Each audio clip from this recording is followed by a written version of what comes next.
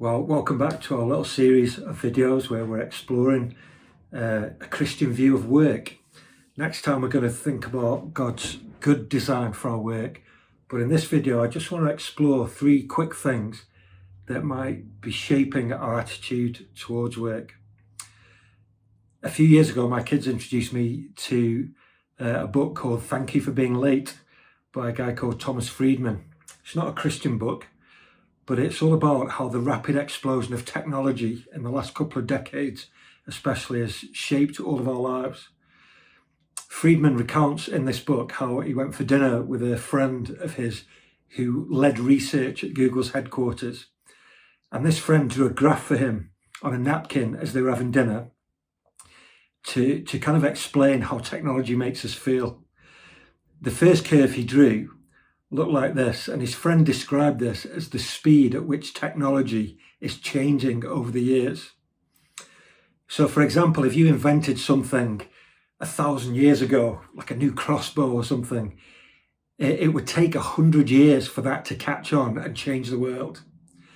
By the year 1900, that process might have lasted more like 20 or 30 years, but now it can easily take less than 24 hours for something to go viral.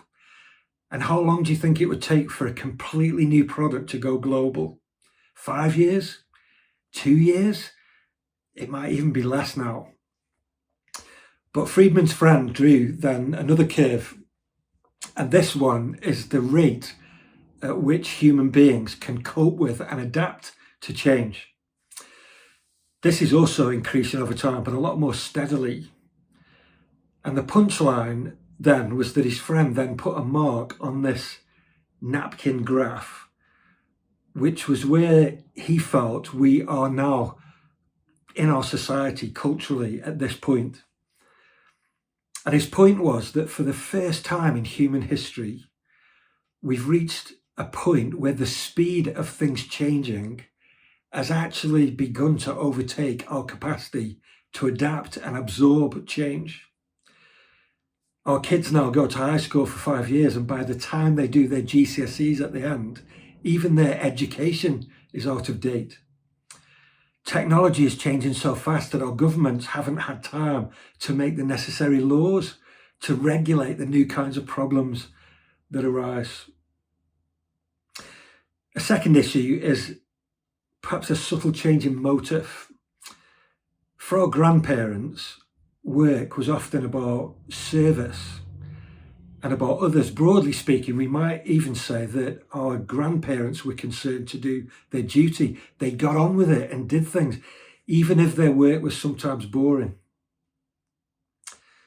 There are obviously dangers inherent in that. Workers can be exploited. Maybe creativity is stifled. And perhaps our grandparents just did what they were told, and maybe they had too low a view of work. But in our modern culture, we are now possibly at an opposite extreme. Our hope now is that our work will deliver satisfaction and fulfillment for us. Instead of our work being about making a good contribution to society, our work is now more about how it makes me personally feel. And maybe if our grandparents had too low a view of work, maybe we often have too high a view of work. One writer I came across suggests that sometimes we're caught between these two extremes and can be like ricocheting backwards and forwards between them. The idealist says, through my work, I'm going to change things, make a difference, accomplish something new. I'm going to bring justice to the world. But a more cynical view would be, nothing really changes. Don't get your hopes up.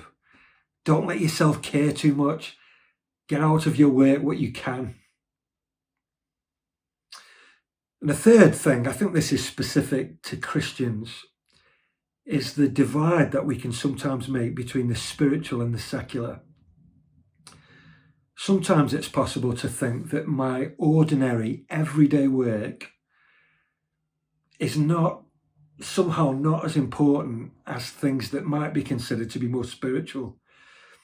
I mentioned some resources last time, and Tom Nelson wrote a whole book about this.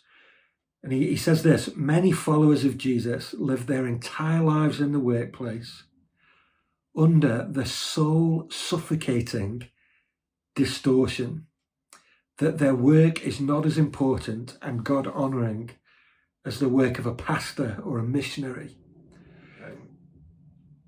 Nelson is highlighting the danger of compartmentalizing. This is my spiritual life, this is my work life, and one really matters and the other one doesn't really count. And it's so dangerous. And that kind of false compartmentalizing will never inspire us to be present in and engaged in and able to do good work.